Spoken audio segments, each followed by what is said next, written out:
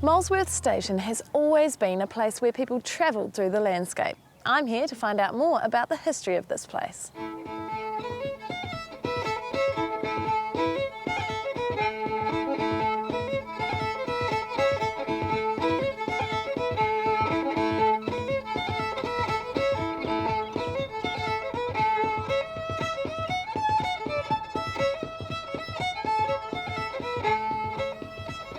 It's the largest farm in New Zealand, but originally it was made up of 4 separate runs.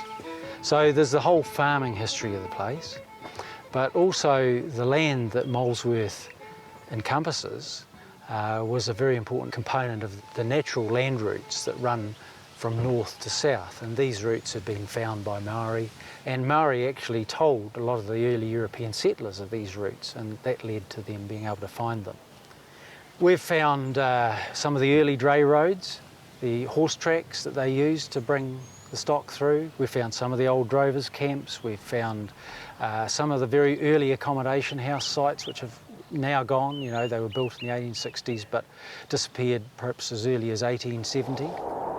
It may not look like it, but this used to be someone's living room. This is a cob cottage.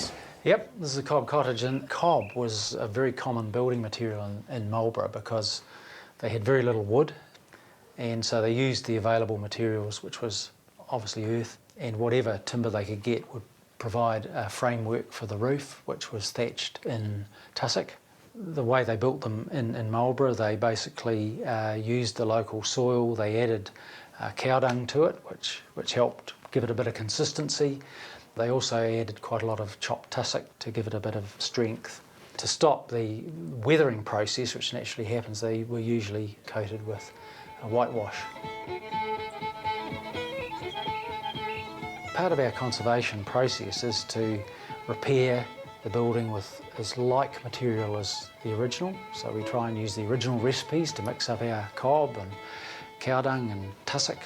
And we use the original whitewash recipes as well, which is pretty simple. This is the Acheron accommodation house for the travellers that were coming down through from between Nelson and Canterbury. It was a journey that even on horseback took about a week. Drovers sometimes took up to 26 days to make it.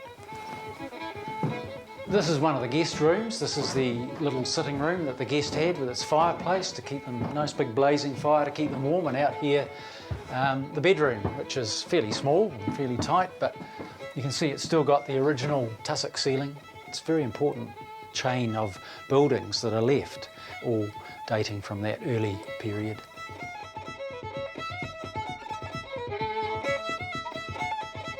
There's a real sense of history in this special place. It encompasses all of the beauty, heartbreak and challenge of New Zealand's high country frontier.